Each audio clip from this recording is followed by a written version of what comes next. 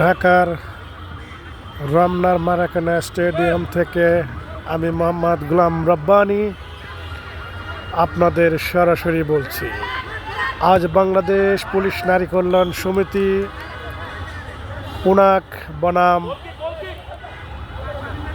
লাস Pharma একাদশের মধ্যকার football খেলার ধারা বিবরণীতে রয়েছে। আমার সাথে রয়েছেন শ্রদ্ধেয় মতিউর রহমান।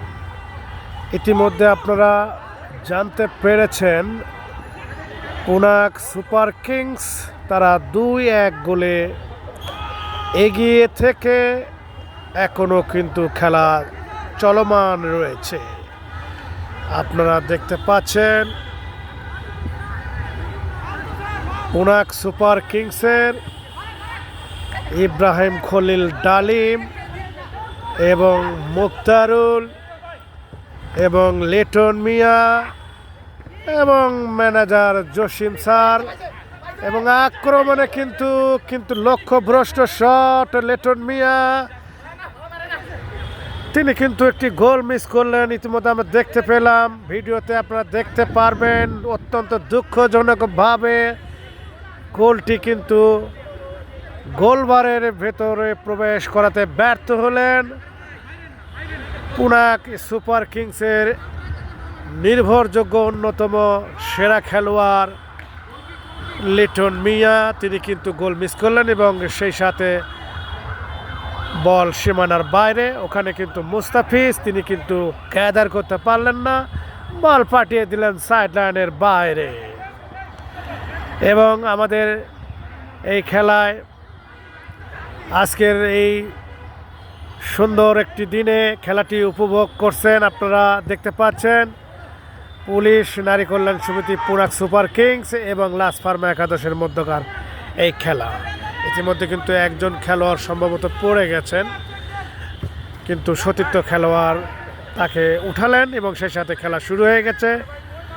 ইব্রাহিম খলিল ডালিম, জসিম, লিটন মিয়া, মুক্তারুল, মুস্তাফিজ, চিত্তরঞ্জন মণিদাস এবং সবচেয়ে নির্ভরযোগ্য একজন গোলকিপার রুবেল হোসেন। আলিউল তিনি কিন্তু আজকে ভালোই খেলছেন। ওখানে কিন্তু মুক্তারুলকে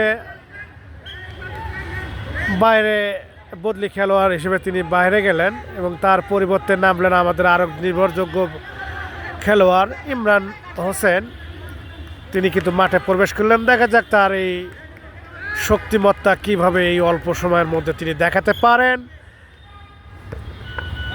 বল কিন্তু আবারও ইব্রাহিম খলিল ডালিমের পক্ষে পুলিশ নারী কল্যাণ সমিতি এবং সজোরে কিক করলেন, কিন্তু ওখানে লাস ফার্মার পক্ষে সবচেয়ে নির্ভরযোগ্য একজন খেলোয়াড় তিনি কিন্তু বলটি গোল হওয়া থেকে কিন্তু বিরত করে রাখলেন। গোলটি কিন্তু 100% একটা সম্ভাবনা দেখা দিয়েছিল, কিন্তু দুর্ভাগ্যজনক ফ্রি কিক লাস ফার্মার পক্ষে। ওখানে আরেক নির্ভরযোগ্য গোলকিপার পুনাকের রুবেল হোসেন তিনি কিন্তু সবচেয়ে দায়িত্বশীল ভূমিকা পালন করছেন আজকের এই ম্যাচে।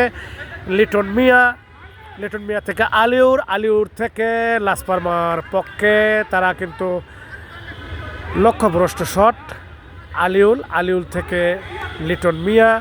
দেখা যাক কিন্তু কি করলেন লিটন মিয়া, তিনি কিন্তু বলটি গ্যাদার করতে পারেনি বা যাকে বল দেওয়ার কথা ইব্রাহিম খলিল ডালিম তাকে দিতে পারেনি, অন্যথায় বল আবারও মাঠের বাইরে।